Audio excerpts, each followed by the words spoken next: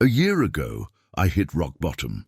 The nights were long, sleepless, and my mind wandered aimlessly, as if adrift in a dark sea.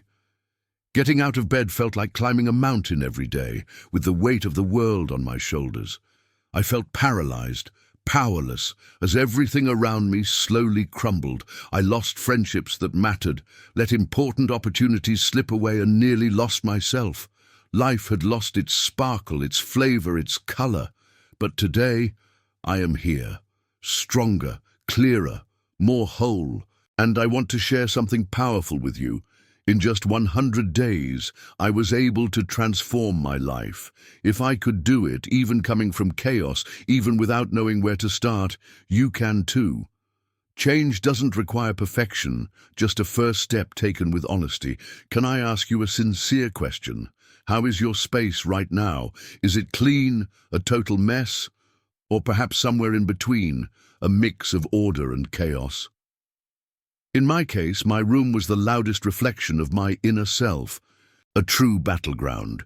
Clothes strewn across the floor, dirty dishes forgotten for days, piled up papers, and a desk that had practically disappeared under so much clutter. At that time, I didn't realize it, but my environment revealed everything. It was the perfect mirror of my emotional state. The external mess was just a visible symptom of the internal confusion. That was when I understood something essential. You can't heal your soul in a space that screams despair all the time. Order around you is not triviality, it's concrete self-care. It's a silent step toward rebuilding. I started small. First, I made the bed. Then I cleaned one corner of the room. The next day, I organized another space. It wasn't about transforming everything at once or achieving perfection. It was about taking the first step, however small. And in that almost insignificant gesture, something sparked within me. A flicker of order, a glimmer of hope. It was as if I silently told myself, there's still time. Each small achievement became a building block in the slow yet steady reconstruction of who I am. With a cleaner and lighter environment, a new truth emerged, and the impact was brutal. I was still incarcerated, but I now realized that the prison was mental. There was a sneaky enemy feeding this invisible captivity: my phone. I spent over 12 hours a day in front of the screen, consuming indiscriminately, absorbing everything and, at the same time, absolutely nothing. Infinite scrolling, incessant notifications, an avalanche of stimuli that seemed to fill the time, but only drained my soul and diluted my presence. Disconnecting was a shock, painful, uncomfortable, almost like withdrawal, but absolutely necessary. Because to reclaim my life, I needed to be present. I needed to inhabit my own body, listen to my own thoughts, look around and reconnect with the details I had forgotten: the sound of the wind, the smell of coffee, the texture of morning light. Reconnecting with the present begins within us but is also revealed outside, in the neglected everyday. It's there that true freedom resides. The days began to drag as if trapped in a thick fog. I drowned in podcasts, series, videos, and social media, as if each click were a lifeline, trying to keep myself afloat in an ocean of apathy. Anything to avoid confronting an emptiness I couldn't even name. I was anesthetized, swallowed by constant noise, until, in a moment of melancholic clarity, I realized something that hurt deeply. I hadn't listened to a thought that was genuinely mine in months.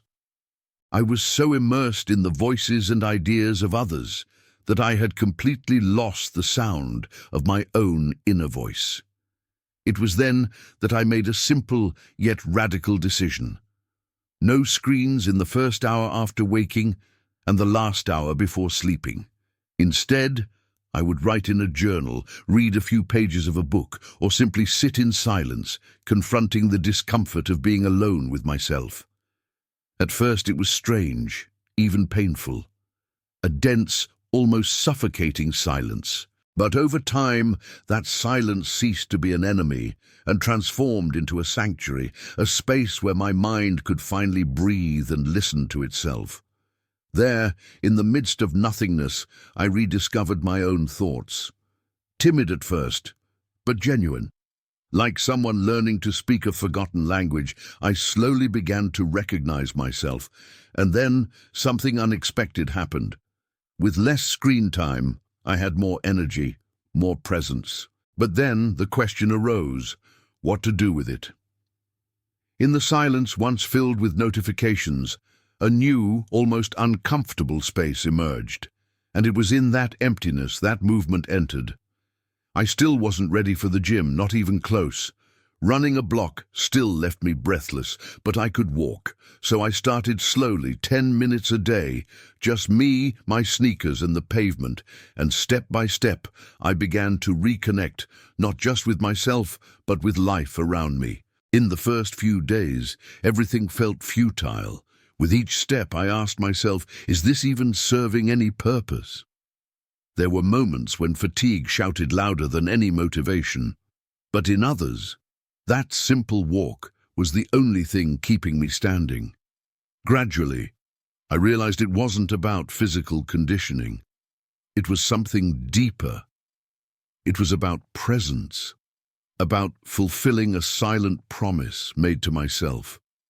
One step at a time, without hurry, without pressure. And so, almost imperceptibly, 10 minutes became 20, then 30.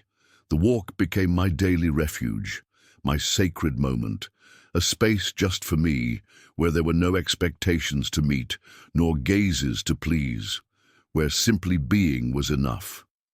And in that gentle, steady rhythm, I began to rediscover myself.